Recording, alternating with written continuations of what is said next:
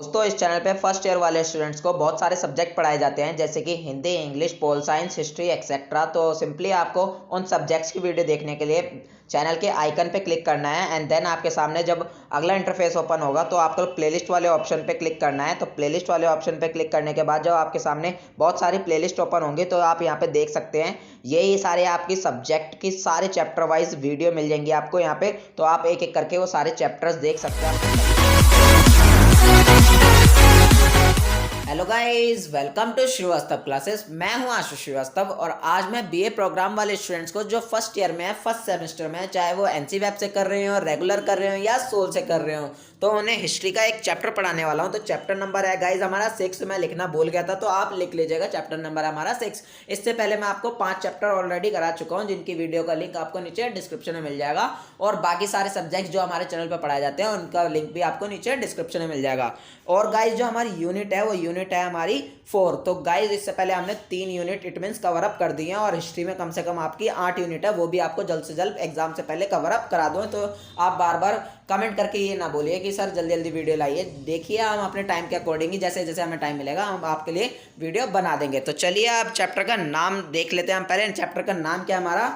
वैदिक साहित्य में प्रतिबिंबित समाज, राज्य व्यवस्था, अर्थव्यवस्था और धर्म आर्य संबंधी प्रश्न। तो गाइस देखिए हम टोटली अगर चैप्टर के नाम से समझने की कोशिश करें तो हम टोटली पढ़ेंगे इस चैप्टर में वैदिक सभ्यता के बारे में। तो आप इस चीज का मतलब समझ चुके होंगे वैदिक सभ्यता क्या होती है, कैसे होती है, सारा सिस्टम में आपको सब कुछ क्लियर करूंगा आगे। तो चलिए हम स्टार्ट करते हैं अपना इस चैप्टर को। तो फर्स्ट हेडिंग क्या है हमारे चैप्टर की, वो है वैदिक सभ्यता। तो समझते हैं हम पहले वैदिक सभ्यता वगैरह होती क्या है। तो वैदिक मतलब अभी आप ये नाम समझ लीजिए, वैदिक सभ्यता मतलब मैं बता देता हूँ आपको, समाज।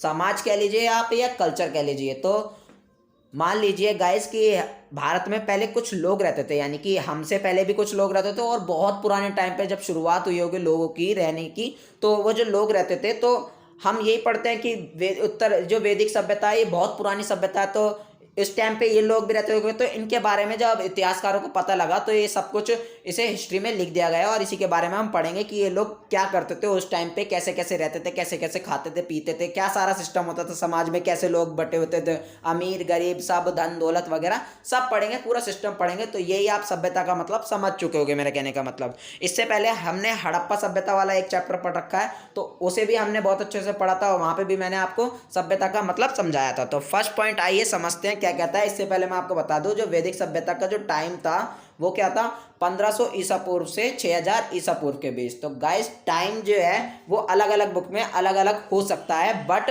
टाइम ये बिल्कुल ठीक है, आप टेंशन मत लीजिएगा क्योंकि आप ये भी लिखोगे तो पेपर मिल जाएगा। तो क्योंकि अलग अलग बुक में पेपर में आपको मार्क्स मिल जाएंगे क्योंकि अलग अलग बुक्स में जो है वो अलग अलग टाइम दे रखा होता है, थोड़ा आगे पीछे दे रखा होता है। तो आपको टेंशन लेने की जरूरत नहीं है, टीचर इतनी बात समझता है। हमने बेस्ट बुक से आपका कंटेंट रेडी करा तो आपको टेंशन बिल्कुल नहीं लेना। तो फर्स्ट पॉइंट हमारा क्या कहता है, आइए पढ़ते हैं और समझने की कोशिश करते हैं। हड़प्पा सभ्यता से पहले वैदिक सभ्यता को ही सबसे प्राचीन सभ्यता माना जाता था। तो देखिए गाइस हमने हड़प्पा सभ्यता के बारे में पढ़ा। तो हड़प्पा सभ्यता के बारे में जब इतिहासकारों को पता लगा, इतिहासकार कौन होते हैं मैंने आपको पहले की वीडियो में बहुत बार समझाया है, जो इतिहास को लिखते हैं खोजते हैं उन्हें हम इतिहासकार कहते हैं। तो जब इतिहासकारों को हड़प्पा सभ्यता के बारे में पता लगा तो उससे पहले गाइज हमें ऐसा मानते थे कि जो वैदिक सभ्यता है यही सबसे पुरानी सभ्यता और कोई थी नहीं। बट जब इतिहासकारों को पता लगा कि हड़प्पा सभ्यता नाम की एक सभ्यता है जो वैदिक सभ्यता से भी पुरानी है, तो हमने क्या मान लिया कि हड़प्पा सभ्यता सबसे पुरानी सभ्यता है, वैदिक सभ्यता सबसे पुरानी नहीं है। तो यही हमारा पॉइंट समझाना चाह रहा था। तो चलिए अब आगे बढ़ते हैं और आगे देखिए मैंने जो वैदिक सभ्यता है इसे 2 पार्ट में डिवाइड कर रखा है। तो 2 पार्ट में हम इसे पढ़ेंगे और 2 पार्ट में ही इसे पढ़ा जाता है। तो कौन कौन से पार्ट हैं, वो है ऋग्वैदिक काल और उत्तर वैदिक काल। तो आपने नाम थोड़ा बहुत सुना होगा, आपको रिलेट लग रहा होगा। तो गाइस क्या होते हैं ये ऋग्वैदिक काल, उत्तर वैदिक काल, ये सब आपको डीप में सेपरेटली समझाऊंगा, आपको टेंशन लेने की जरूरत नहीं है। फिलहाल अभी आप बेसिक जानिए कि हम वैदिक सभ्यता के बारे में जब भी पढ़ते हैं हम 2 टाइम मतलब 2 डिवाइड करके पढ़ते हैं 2 भागों में। तो पहला जो पढ़ते हैं हम पढ़ते हैं ऋग्वैदिक काल और दूसरा जो पढ़ते हैं वो पढ़ते हैं उत्तर वैदिक काल। तो गाइस ऋग्वैदिक काल को हम पूर्व वैदिक काल भी कहते हैं। तो आप इस चीज का मतलब समझ चुके होंगे। तो देखिए गाइस अभी मैंने आपको बताया था जो वैदिक काल का जो टाइम था वो था 1500 ईसा पूर्व से 600 ईसा पूर्व के बीच में। तो 1500 ईसा पूर्व से 600 ईसा पूर्व के बीच में टाइम था वैदिक काल का। तो जो 1500 ईसा पूर्व से 1000 ईसा पूर्व के बीच के तो हम ऋग्वेदिक काल के मानते हैं, और 1000 से 600 ईसा पूर्व के बीच का जो काल था, समय था, उसे हम उत्तर वैदिक काल का मानते हैं। तो आपको जो टाइम वगैरह है ये as it is note down कर लेना है, ऐसे ही लिखते चलना है, सब आपको क्लियर करूंगा आगे, टेंशन मत लीजिए। फिलहाल आप अभी बेसिक समझिए कि मैं आपको क्या समझाना चाह रहा हूँ। तो गाइज ये जो ऋग्वेदिक काल था, इसमें क्या हुआ था, ऋग्वेद की रचना हुई थी, यानी कि जो हमारे वेद वगैरह हैं, तो जैसे कि यजुर्वेद जो है, सामवेद जो है, अथर्ववेद जो है, और एक ऋग्वेद है, तो ये 4 वेद हैं हमारे। तो आपने पढ़ा होगा इन सब के बारे में, नहीं पढ़ा तो कोई बात नहीं, आपको टेंशन लेने की जरूरत नहीं। तो हमारे 4 वेद थे ये, तो 4 में से एक की, ऋग्वेद की, वो इस टाइम पीरियड में रचना हो गई थी, यानी कि इसे बना दिया गया था, इस वजह से इसका नाम ही रख दिया ऋग्वेदिक काल। और बाकी जो जितने भी 3 रह गए थे हमारे वेद, उनकी उत्तर वैदिक काल में रचना हुई थी, यानी कि उन्हें बनाया गया था। तो आप इस चीज़ को, बेसिक बातें आप ये थोड़ी बहुत समझ लीजिए वैदिक सभ्यता के बारे में, तो आपको ये सब चीज़ें समझ में आ गई। थोड़ी सी और बेसिक बातें हम जान लेते हैं, आइए समझते हैं। फर्स्ट पॉइंट हमारा, आगे जो पॉइंट्स हैं वो क्या कह रहे हैं। आर्य लोग सबसे पहले पंजाब, अफगानिस्तान वाले क्षेत्रों में आकर बसे थे, और इन लोगों ने ही वैदिक सभ्यता का निर्माण किया था। तो देखिए गाइज, जो आर्य लोग हैं, आर्य मान ले, आप एक संस्कृति मान लीजिए, आप अपना एक धर्म मान लीजिए आर्य, ठीक है। तो आर्य एक धर्म के लोग थे, ये सबसे पहले कहाँ आके बसे, अफगानिस्तान वाले एरिया में और पंजाब वाले एरिया में आकर सबसे पहले इन लोगों ने बसना शुरू करा। आप जानते हो पंजाब वाला एरिया कौन सा, मान लीजिए ये रहा भारत का नक्शा ऐसे करके इस तरफ को जा रहा है ना, और इस तरफ को ऐसे करके जा रहा है, मैं ज़्यादा अच्छा नहीं बना पा रहा। तो अफगानिस्तान इधर पड़ता है पाकिस्तान के उस पार, और पंजाब भी इस तरफ। तो इस वाले एरिया में आकर इन लोगों ने बसना शुरू करा भारत के अंदर।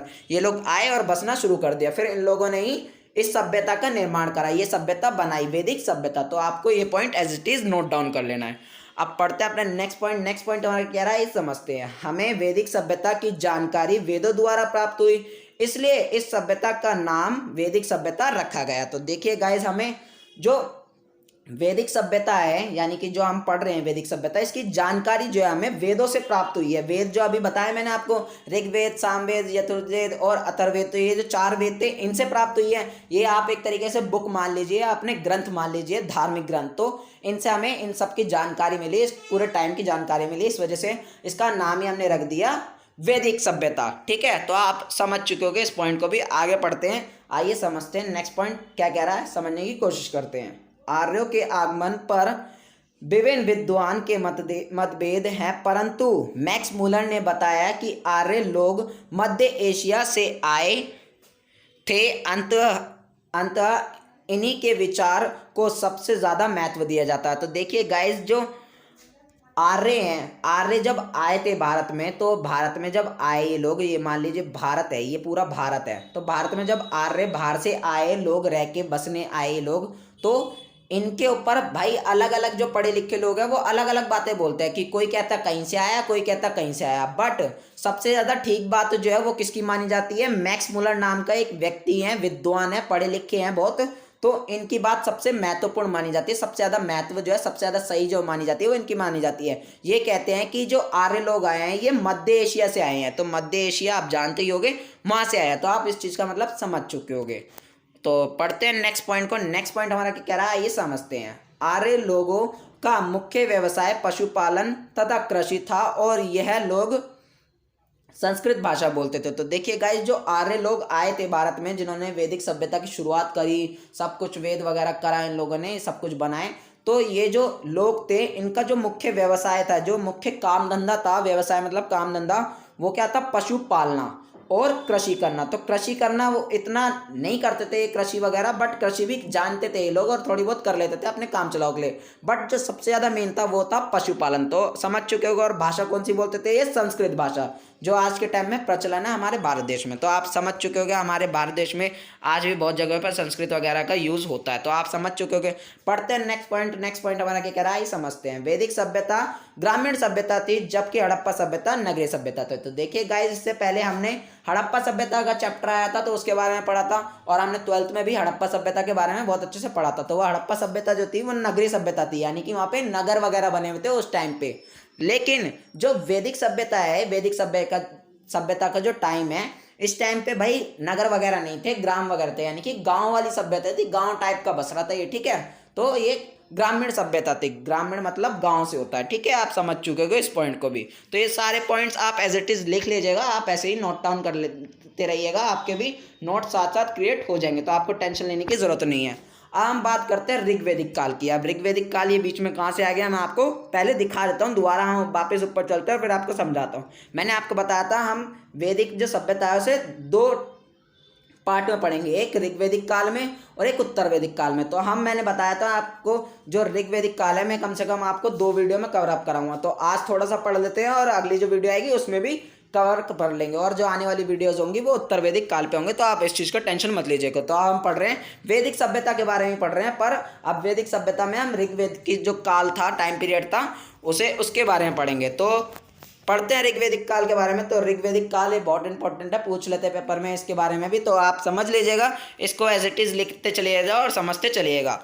तो फर्स्ट पॉइंट इसका क्या कहता है, आइए समझते हैं। ऋग्वेद में 10 मंडल, 1028 सूक्त और 10,462 रचाएं हैं। तो देखिए गाइस, जो ऋग्वेद है, हमारे वेद मैंने आपको बताए हैं, वेद हम बुक्स भी मान सकते हैं, बुक वगैरह जो होती हैं हमारी, जो धार्मिक बुक आप मानते हैं, हिंदू धर्म में जो होते हैं धार्मिक बुक आप उन्हें जानते हैं, उन्हें वेद कहते हैं हम। तो जो वेद हैं ये 4 वेद हैं। तो इसमें भाई जो ऋग्वेद है, ऋग्वेद में 10 मंडल हैं और 1028 सूक्त हैं, और क्या है भाई, और 10,462 रचाएं हैं। तो ये सब चीज़ें क्या है, मान लीजिए एक बुक होता है, जैसे बुक में पार्ट्स वगैरह डिवाइड होते हैं ना, चैप्टर वगैरह डिवाइड होते हैं, और फिर बुक की कुछ मतलब अलग अलग पार्ट भी होते हैं, जैसे मान लीजिए एक बुक को 3-4 बुकों में पार्ट कर दिया हो, तो ये सब हैं। तो आप इस चीज़ को ऐसे ही समझ लीजिएगा और ऐसे ही लिख लीजिएगा, नाम आपको ऐसे ही रटने पड़ेंगे, आपको इसकी कोई ट्रिक वगैरह नहीं। तो आप थोड़ी बहुत चीज़ें आप ऐसे याद कर सकते हैं, ना भी याद रहे तो आप इस चीज़ को स्किप कर सकते हैं, ठीक है। ये इतना इंपॉर्टेंट नहीं है, इंपॉर्टेंट जो आएगा वो आगे का सारा है, वो आपको बता दूँ क्या चीज़ इंपॉर्टेंट है, वही पेपर में पूछते हैं, ये इतना नहीं पूछते, ठीक है। अब पढ़ते हैं अपने नेक्स्ट पॉइंट को। नेक्स्ट पॉइंट हमारा क्या है, आइए समझते हैं। ऋग्वेद में हमें गायत्री मंत्र, पुरुष सूक्त जिसमें वर्ण व्यवस्था होती है तथा अग्नि पूजा आदि का बोध होता है। तो देखिए गाइस, जो ऋग्वेद, हम ऋग्वेद के बारे में पढ़ रहे हैं, तो ऋग्वेद आप जानते हो, वही पुस्तक मैंने आपको बताया, पुस्तक मान लीजिए धार्मिक पुस्तक, यानी कि धर्म से रिलेटेड जो पुस्तक है, जिसमें धर्म की बहुत सारी बातें लिखी हुई हैं। तो ऋग्वेद जो है उसमें भाई हमें गायत्री मंत्र जो हम पढ़ते हैं ना, ओम भूर्भुवः स्वः वाला, तो ये भी हमें वहीं से पता लगा ऋग्वेद से। और ऋग्वेद में कौन से 3rd मंडल में, यानी कि तीसरा मंडल है, मंडल वगैरह मैंने अभी आपको बताया नहीं ऊपर, ही आप ऐसे ही याद कर लीजिएगा, आप पार्ट्स वगैरह इन्हें समझ लेगा। तो 3rd मंडल में आप ये चीज़ याद रखिएगा। और पुरुष सूक्त, पुरुष सूक्त क्या है, पुरुष सूक्त में हमें वर्ण व्यवस्था का पता चला, मतलब कि वर्ण व्यवस्था क्या होती थी, जैसे कि मैंने बताया था, आपने 12th में भी पढ़ा था कि वर्ण व्यवस्था क्या होती है, जैसे कि वैश्य, शूद्र वगैरह, क्षत्रिय वगैरह जो होते हैं, तो ये सब ब्रह्मा के मुख से उगते हैं, कोई जांघा से उगता है वगैरह वगैरह। तो आपने पढ़ी है 12th में, तो आप इस चीज़ को समझ चुके होंगे। और जो अग्नि पूजा होती है, यानी कि आग की जो हम पूजा करते हैं, इस चीज़ के बारे में भी हमें कहाँ से पता लगा है, बोध हुआ है ऋग्वेद से, यानी कि उसी पुस्तक से, जो धर्म से रिलेटेड जो पुस्तक है उससे पता लगा है। तो आप समझ चुके होंगे ऋग्वेद ये हमारा एक वेद है, ठीक है। आप इसका नेक्स्ट पॉइंट पढ़ते हैं। नेक्स्ट पॉइंट हमारा क्या कह रहा है, ये समझते हैं। ऋग्वेद से हमें पूजनीय नदी सिंधु तथा पवित्र नदी सरस्वती का भी बोध होता है। तो देखिए गाइज, हमें ऋग्वेद से एक और बात पता चली। क्या बात पता चली, जब ऋग्वेद में इतिहासकारों ने पढ़ा उसे ऋग्वेद को, तो क्या बात पता लगी कि सबसे ज़्यादा जो पूजी जाती है भारत में नदी, वो कौन सी नदी है, सिंधु नदी, यानी कि सिंधु नदी की सबसे ज़्यादा पूजा की जाती है। और पवित्र नदी, पवित्र मतलब आप जानते हो सबसे पवित्र जो है वो कौन सी नदी है, वो है सरस्वती नदी। तो ऐसा हमें पता चला है ऋग्वेद से, इतिहासकारों ने जब ऋग्वेद को पढ़ा और जानकारी निकालने की कोशिश करी। तो आप इस चीज़ को, ये जो सारी आपको नॉलेज दी है ना मैंने, सिर्फ ये इतनी जो अभी तक नॉलेज दी है, ये आपको सिर्फ ऋग्वेदिक काल की नहीं दी है मैंने आपको, ये सिर्फ और सिर्फ ऋग्वेद की दी है। ऋग्वेद जो हम पुस्तक जिससे हमें पता लगा, अब ऋग्वेदिक काल की पढ़ेंगे, जब ये पुस्तक बनाई गई थी उस काल के बारे में पढ़ेंगे बिल्कुल अच्छे से, कि उस टाइम पे क्या क्या सिस्टम थे समाज में, कैसे लोग रहते थे, खाना पीना कैसे खाते थे, कैसे सिस्टम चलता था, सारा राजा वाजा होते थे नहीं होते थे, मतलब सारा सिस्टम पढ़ा जाएगा अब इस ऋग्वेदिक काल में। तो आप समझ चुके होंगे। तो चलिए हम ऋग्वेदिक काल में सामाजिक जो व्यवस्था होती थी, या सामाजिक जीवन या व्यवस्था से आप क्या समझते हैं, मतलब समाज में क्या क्या सिस्टम चलते थे, उस चीज के बारे में आप पढ़ते हैं ऋग्वेदिक काल में, ठीक है। तो ये सब ऋग्वेदिक काल का ही पढ़ रहे हैं हम इस वीडियो में, तो आप कंफ्यूजन ना होइएगा। तो ये आपको, ये बहुत इंपॉर्टेंट है, पेपर के नजरिए से सिस्टम आते हैं सामाजिक जीवन आता है, राजनीतिक जीवन आता है, धार्मिक जीवन आता है। तो ये सारे जो जीवन होते हैं ये सब आगे हम धीरे धीरे पढ़ेंगे, बट फिलहाल इस वीडियो में हम सिर्फ और सिर्फ सामाजिक जीवन पढ़ेंगे। तो ये इनके ऊपर इंपॉर्टेंट क्वेश्चन बनते हैं और इस चैप्टर में से यही इंपॉर्टेंट क्वेश्चन है। ऊपर जो था वो सिर्फ बेस था, ठीक है। तो वहाँ पे आपको अगर स्किप भी करना चाहो आप स्किप कर सकते हो, वैसे तो आपको अपनी नॉलेज के लिए वो सब भी पढ़ना चाहिए, लिखना चाहिए। तो फर्स्ट पॉइंट हमारा क्या कह रहा है, सामाजिक व्यवस्था का, सामाजिक जीवन का। ऋग्वेद काल में परिवार का मुखिया पुरुष होता था, इसलिए इस व्यवस्था को पितृ प्रधान समाज कहा जाता था। तो देखिए गाइस, जो ऋग्वेदिक काल था, जब ऋग्वेद की रचना हुई थी, तो इस टाइम पे क्या होता था, परिवार जो होता है, परिवार का मुखिया कौन होता है, परिवार का जो मेन सदस्य होता है, सबसे बड़ा जिसे मानते हैं, वो होता था एक पुरुष ही होता था। महिला कोई भी नहीं होती थी उस टाइम पे। आप जानते हैं महिला को थोड़ी कम प्रायोरिटी देते थे, मतलब उन्हें कम मानते थे। तो पुरुष ही होता था उस टाइम पे परिवार का मुखिया। इसलिए क्या कहते थे, ये जो व्यवस्था थी कि पुरुष ही होगा परिवार का हमेशा मुखिया, इस व्यवस्था को हम कहते थे पितृ प्रधान समाज। तो आपको ये नाम ऐसे ही नोट डाउन कर लेना है, याद कर लेना है। अब बढ़ते हैं अपने नेक्स्ट पॉइंट की ओर। नेक्स्ट पॉइंट हमारा क्या है समझते हैं। पितृ प्रधान समाज में संयुक्त परिवार होता था तथा परिवार का मुखिया कुलपति कहलाता था। तो देखिए गाइस, जो पितृ प्रधान समाज था, यही जो परिवार का जो मुखिया होगा ये हमेशा पुरुष ही होगा। तो यही था पितृ प्रधान समाज। तो इसमें क्या होता था, जो परिवार जो होते थे वो संयुक्त होते थे। संयुक्त यानी कि जॉइंट फैमिली होती थी। तो जॉइंट फैमिली आप जानते हो, तो जॉइंट फैमिली जैसे कि चाचा मामा ताऊ के सारे एक साथ मिलकर रहते हैं, इसे हम जॉइंट फैमिली कहते हैं। तो उस टाइम पे ऐसा ही हुआ करता था, चाचा मामा ताऊ के सब एक साथ मिलकर रहते थे, इसे हम कहते थे जॉइंट फैमिली। तो उस टाइम पे भी ऐसा ही था। और क्या होता था, इन सब का जो मुख्य होता था, परिवार का जो पूरा मुख्य होता था, जो मेन सदस्य होता था, उसे हम क्या कहते थे, कुलपति। तो आप ये नाम ऐसे ही याद कर लीजिएगा, आप ऐसे ही याद करते चले जाएगा और लिखते चलिएगा मेरे साथ साथ।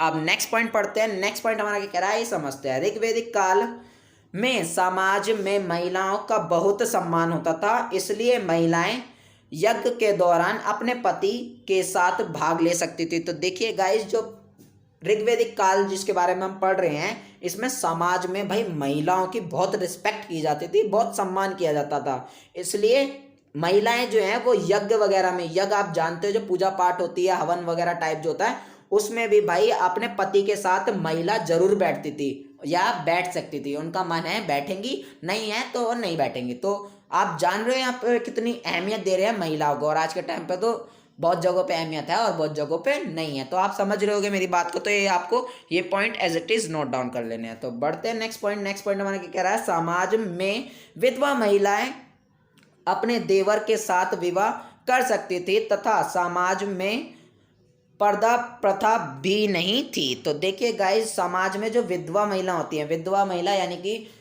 जिनका पति मर जाता है, तो उन महिलाओं को क्या कहते हैं, विधवा महिला। तो आप समझ चुके होंगे। तो उन महिलाओं को आज के टाइम पे क्या होता है, उन्हें मतलब ऐसे छोड़ दिया जाता है कि वो शादी नहीं करेंगी। आज के टाइम पे भी होता है बट कुछ जगहों पे नहीं होता। तो आप जानते होंगे। तो उस टाइम पे क्या होता था जी, वो शादी कर सकती थी अपने देवर के साथ। देवर का मतलब आप समझते होगे। तो मतलब अच्छी बात थी महिलाओं के लिए, एक तरीके से उस टाइम पे बहुत रिस्पेक्ट की जाती थी महिलाओं की। तो आप समझ रहे होगे मेरी बात को, ठीक है। और क्या होता था भाई, पर्दा प्रथा नहीं थी। पर्दा प्रथा मतलब कि जो चाचा मामा ताऊ से करने पड़ते हैं ना महिलाओं को घूंघट वगैरह, तो वो बिल्कुल भी नहीं थे उस टाइम पे, बिल्कुल खत्म थी ऋग्वेदिक काल में। ऋग्वेदिक काल में हम सामाजिक व्यवस्था कैसी थी सारी वो चीज़ पढ़ रहे हैं। तो आप समझ रहे हो, कंफ्यूज बिल्कुल भी नहीं हो रहोगे। बढ़ते हैं अपने नेक्स्ट पॉइंट के। नेक्स्ट पॉइंट हमारा क्या कह रहा है ये समझते हैं। ऋग्वेदिक काल में लोग गाय पालते थे तथा गाय को ना मारने वाला पशु माना जाता था। तो देखिए गाइस, गाय को बहुत अहमियत देते थे इस टाइम पे, महिलाओं को देते थे। और ऊपर से क्या होता था, गाय जो थी ये भी बहुत अहम मानी जाती थी। और आज के टाइम पे भी हिंदू धर्म में गाय बहुत अहम मानी जाती है। तो गाय को पालते थे भाई ये लोग। जो आर्य लोग मैंने आपको बताया, ये लोग आए भारत में, इन लोगों ने वैदिक सभ्यता का निर्माण करा, बनाया। तो ये जो लोग थे ये गाय वगैरह पालते थे। और क्या करते थे भाई, गाय को ना मारने वाला पशु कहते थे। मतलब गाय को कभी नहीं मारना, टच भी नहीं करना, बिल्कुल रिस्पेक्ट देनी है अच्छे से, मतलब उसे बिल्कुल पाल के अच्छे से पालना है उसे, ठीक है ना। तो आप जानते हो, कोई मतलब हल्का सा डंडा भी नहीं मारना, भगाना भी नहीं, ऐसे करते थे ये लोग, बहुत पूज्य मानते थे गाय को। तो आप समझ चुके होगे। बढ़ते हैं नेक्स्ट पॉइंट की ओर। नेक्स्ट पॉइंट हमारा क्या कह रहा है ये समझते हैं। समाज के लोग दूध, घी, मक्खन आदि जैसे शाकाहारी भोजन ग्रहण करते थे। तो देखिए गाइस, ये लोग जो थे, जो आर्य लोग जो भारत में आए थे, ये शाकाहारी थे बिल्कुल। दूध, घी, मक्खन वगैरह जो जितने भी शाकाहारी जो भोजन होते हैं उन वही चीज़ें आप वो खाते थे, ग्रहण करते थे, मतलब खाते थे। तो आप समझ चुकोगे, ये पॉइंट भी आप एज इट इज लिख लीजिएगा। ये सब हम समाज की व्यवस्था के बारे में पढ़ रहे हैं। ये लोग कैसे खाते थे, क्या खाते थे, क्या पालते थे, कैसे रहते थे, कितनी महिलाओं की रिस्पेक्ट थी, किसकी नहीं थी। तो ये पूरा सिस्टम पढ़ रहे हैं हम समाज में कि आर्य लोग जब आए थे भारत में कैसा कैसा हुआ था और क्या क्या हुआ था। तो आप ये सब ऐसे ही लिख लीजिएगा क्योंकि पेपर में पूछ लेते हैं। अब पढ़ते हैं भाई अगला जो पॉइंट है, हमारा टॉपिक जो है वो क्या है, ऋग्वैदिक काल में स्त्रियों की स्थिति, यानी कि ऋग्वैदिक काल के बारे में ही पढ़ रहे हैं हम अभी, सामाजिक स्थिति के बारे में ही। ठीक है, तो ऋग्वैदिक काल में भाई स्त्रियों की स्थिति कैसी थी, मतलब स्त्रियों का कैसे बिहेवियर किया जाता था, स्त्रियों के साथ, महिलाओं के साथ, औरतों के साथ। ठीक है, तो क्या होता था भाई, बाल विवाह नहीं था। मैंने आपको पहले ही बता दिया कि स्त्री की जो स्थिति थी बहुत अच्छी थी, ऋग्वैदिक काल में बहुत रिस्पेक्ट करी जाती थी। तो बाल विवाह नहीं था। बाल विवाह का मतलब जो छोटी उम्र में शादी करा देते थे, ये चीज़ नहीं थी ऋग्वैदिक काल में, बिल्कुल भी नहीं था। ऐसे छोटे टाइम पे शादी नहीं कराते थे। दहेज प्रथा नहीं थी। दहेज प्रथा आप जानते हो, शादी के बाद वो जो दहेज वगैरह दिया जाता है, ये प्रथा भी बिल्कुल भी नहीं थी। अगर परिवार का खुद से मन है तो वो दे सकता था, अदरवाइज कोई मांग नहीं सकता था। बिल्कुल भी ये सिस्टम नहीं था, बल्कि ये सिस्टम आज के टाइम पे भी देख रहे हो, आज के टाइम पे कितना खराब था, और उस टाइम पे बिल्कुल सिस्टम बहुत बढ़िया अच्छे करके चल रहे थे। ठीक है, नेक्स्ट पॉइंट पढ़ते हैं। नेक्स्ट पॉइंट हमारा क्या कह रहा है, महिलाओं को शिक्षा का अधिकार था। देखिए गाइस, ऋग्वैदिक काल में महिलाओं को शिक्षा का भी अधिकार था, जबकि आज के टाइम पे भी कुछ गांव वाले इलाके ऐसे हैं वहाँ पे शिक्षा देना बुरा समझते हैं लड़कियों को। यूँ कहते हैं लड़कियाँ पढ़ी लिखी नहीं होनी चाहिए, बट उस टाइम पे महिलाओं को बहुत पढ़ाया लिखाया जाता था, उन्हें शिक्षा का अधिकार दिया गया था कि भाई तुम पढ़ो, ज्ञान प्राप्त करो। ठीक है, पढ़ते हैं नेक्स्ट पॉइंट। नेक्स्ट पॉइंट हमारा क्या कह रहा है, ये समझते हैं। महिलाओं पुरुषों के समान माना जाता था। तो यहाँ पे को लिखना भूल गया मैं, आप लिख लीजिएगा। तो महिलाओं को पुरुषों के समान माना जाता था ऋग्वैदिक काल में। तो आप ये सब चीज़ें पढ़ ही रहोगे, मतलब सारी अच्छाइयाँ ही पढ़ रहे हैं हम महिलाओं के बारे में, कुछ बुरा नहीं था।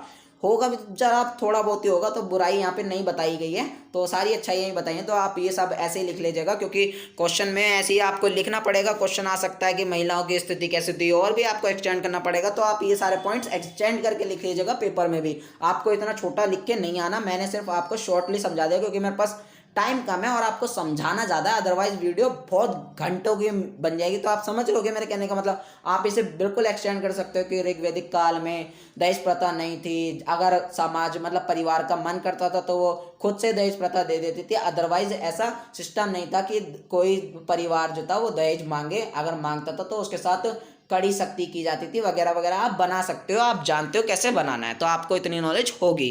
तो पढ़ते हैं अपने नेक्स्ट पॉइंट को। नेक्स्ट पॉइंट हमारा क्या रहा है, ये समझते हैं। ऋग्वैदिक काल में लोपामुद्रा, अपाला आदि नामक विदुषी का वर्णन है। तो देखिए गाइस, जो ऋग्वेद जो है, तो ऋग्वेद में भाई लोपामुद्रा और अपाला, ये क्या है, ये औरतों के नाम है। कौन सी औरतों के, विदुषी औरतें। विदुषी मतलब कि विद्वान, विद्वान मतलब कि बहुत पढ़ी लिखी औरतों के नाम है। ठीक है ना, बहुत पढ़ी लिखी थी उस टाइम पे औरतें, लोपामुद्रा और अपाला। तो अजीब अजीब से नाम है, आपको रटने पड़ेंगे। तो ऐसा इनके बारे में जो वर्णन है वो ऋग्वेद में लिखा हुआ है। जो पुस्तक है हमारी ऋग्वेद, उसमें भी इनके बारे में वर्णन मिलता है हमें। ठीक है, तो आप ये point as it is note down कर लीजिएगा। बढ़ते नेक्स्ट पॉइंट। अंतः जातीय विवाह होता था परंतु बहुविवाह प्रणाली नहीं थी। तो देखिए गाइस, जो अंतर जातीय विवाह होता था, यानी कि जो आज के टाइम पे होता है ना ऐसे करके कि मान लो एक कास्ट का है तो उसी सेम कास्ट में शादी करेगा, तो ऐसा सिस्टम नहीं था उस टाइम पे। ठीक है, यहाँ पे लिख रखा है होता था, तो अंतर जातीय बिल्कुल अपोजिट होता है। ठीक है ना, तो उस टाइम पे ऐसा सिस्टम नहीं था कि इस जाति का है तो इसी जाति के साथ वाला विवाह करेगा, अदरवाइज नहीं करेगा। ठीक है, और बहुविवाह प्रणाली भी नहीं थी। बहुविवाह प्रणाली मतलब कि मान लीजिए एक लड़का है तो उन्हें 3-4 लड़कियों के साथ शादी कर ली, ऐसा भी सिस्टम बिल्कुल नहीं था। ठीक है, अगर कोई ऐसा करता था तो उसके साथ कड़ी से कड़ी कार्रवाई की जाती थी। ठीक है, तो मतलब महिलाओं के लिए सारा जो था ऋग्वैदिक काल में बहुत अच्छी स्थिति थी, बहुत अच्छी सिचुएशन थी। तो आप इस चीज़ को ऐसे ही लिख लीजिएगा। अब पढ़ते हैं जी वर्ण व्यवस्था। ऋग्वैदिक काल में वर्ण व्यवस्था। तो वर्ण व्यवस्था के बारे में आपने 12th में ही पढ़ा है, आपने हिस्ट्री में 12th में ही पढ़ा है कि क्या होती है वर्ण व्यवस्था। फिर भी मैं आपको शॉर्टली समझा देता हूँ। समाज में 4 वर्णों में विभाजित था। जो समाज था भाई 4 वर्णों में विभाजित था, मतलब कि समाज में जितने भी लोग रहते थे, मान लीजिए समाज है, इसमें जितने भी लोग रहते थे इन्हें 4 भागों में बांट रखा था। किसने बांट रखा था, इन आर्यों ने बांट रखा था। ठीक है, यानी कि ये पंडित वंडित टाइप के थे, तो इन लोगों ने समाज को 4 भागों में बांट दिया। समाज के जितने भी लोग थे, कौन कौन से वो 4 भाग थे, एक तो ब्राह्मण, दूसरा क्षत्रिय, वैश्य और शूद्र, तो ये 4 वर्ण थे, ठीक है। तो ये 4 वर्ण आपको पता ही है, आपने 12th में पढ़ा है, ना पढ़ा हो तो फिर भी आपको ज़्यादा इसमें डीप में पढ़ने की जरूरत नहीं है, बस आपको एज इट इज़ ये चीज़ ऐसे ही लिख लेनी है, ठीक है। ब्राह्मण वैश्य शूद्र वगैरह, तो ये आपको एज इट इज़ लिखनी है। आप पढ़ते हैं अपना आगे के कह रहा है पॉइंट्स हमारे, आइए समझते हैं। जो लोग मध्य एशिया से आए थे जो आर्य थे, ठीक है, मतलब जो लोग जो मध्य एशिया से आए थे वही तो आर्य थे, ठीक है। उन्हें श्वेत माना जाता था, मानी यानी कि उन्हें गोरा कहते थे लोग, ठीक है ना, उन्हें गोरा मानते थे लोग, श्वेत मतलब गोरा मानते थे जो मध्य एशिया से आए थे।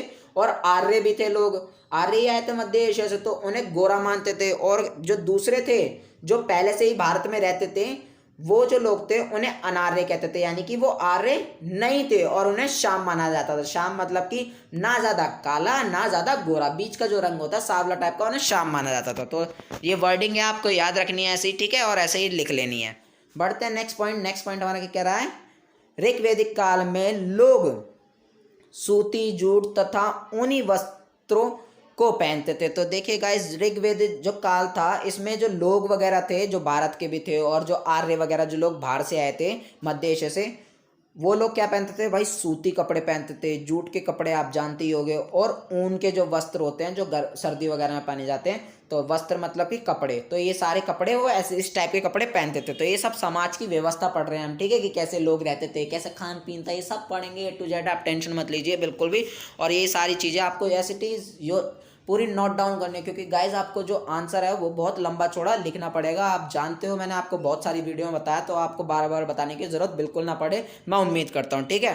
तो नेक्स्ट पॉइंट हमारा क्या कह रहा है, जो वस्त्र अंदर पहने जाते थे उन्हें नीवी, जो वस्त्र नीचे पहने जाते थे उन्हें वास, तथा जो वस्त्र ओढ़े जाते थे उन्हें अधोवास कहते थे। तो देखिए गाइज, जो वस्त्र अंदर पहनते हैं, मतलब कि वस्त्र जो कपड़े अंदर पहनते हैं, अंदर यानी कि आप पहनते हो ना अंडरवेयर वगैरह, तो उन्हें क्या कहते थे, ये लोग नीवी कहते थे, ठीक है। हमें कैसे पता लगा, हमें ऋग्वेद वगैरह जब इतिहासकारों ने पढ़ा वहाँ पे उन्हें पता लगा, ठीक है।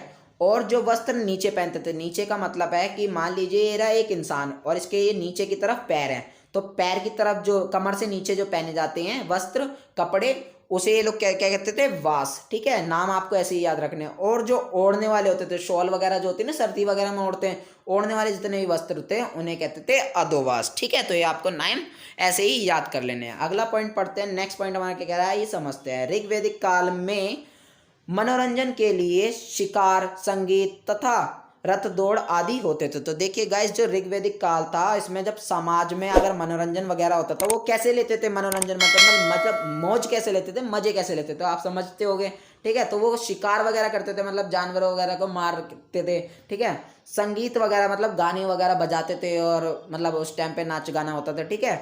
और रथ दौड़, रथ दौड़ यानी कि रथ आप जानते हो, और उसकी दौड़ वगैरह उनकी रेस लगवाते थे, ठीक है। तो ये आप समझ चुके हो कि कैसा सिस्टम था, कैसा समाज की व्यवस्था थी ऋग्वैदिक काल में। अब जो राजनीतिक व्यवस्था है और जो बाकी सारी धार्मिक व्यवस्था है और एक आर्थिक व्यवस्था भी आएगी, तो ये तीनों व्यवस्था जो है हम अपनी नेक्स्ट वीडियो में कवर अप करेंगे। फिलहाल हम इतना ही रहने देते हैं, क्योंकि वीडियो जो है बहुत लंबी हो जाएगी, ठीक है। वो वीडियो भी आपको आजकल में जल्दी प्रोवाइड करा दी जाएगी आगे की भी। तो गाइज, अब आपके इस वीडियो से या इस टॉपिक से रिलेटेड जो भी डाउट हो तो आप नीचे कमेंट बॉक्स में कमेंट कर सकते हैं, मेरे को इंस्टाग्राम पे कांटेक्ट कर सकते हैं। मेरे इंस्टाग्राम की आईडी जो है आपको नीचे डिस्क्रिप्शन में मिल जाएगा उसका लिंक। और साथ ही साथ मैं आपको एक और इन्फॉर्मेशन दे देता हूँ, हमने एक टेलीग्राम का ग्रुप बनाया हुआ है जहाँ पे आपको हमारी सारी वीडियोस के लिंक सबसे पहले प्रोवाइड करा दिए जाते हैं, और साथ ही साथ वहाँ पे सोल की जितनी भी अपडेट्स आती हैं वो भी आपको वहाँ पे सबसे पहले प्रोवाइड करा दी जाती है। तो आप उसे भी ज्वाइन कर सकते हैं, उसका लिंक भी आपको नीचे डिस्क्रिप्शन में मिल जाएगा, ठीक है गाइज। तो मिलते हैं नेक्स्ट वीडियो में, तब तक के लिए थैंक्स फॉर वॉचिंग। जय हिंद, जय भारत। पसंद आए तो लाइक करिए, सब्सक्राइब करिए एंड शेयर तो जरूर करिए।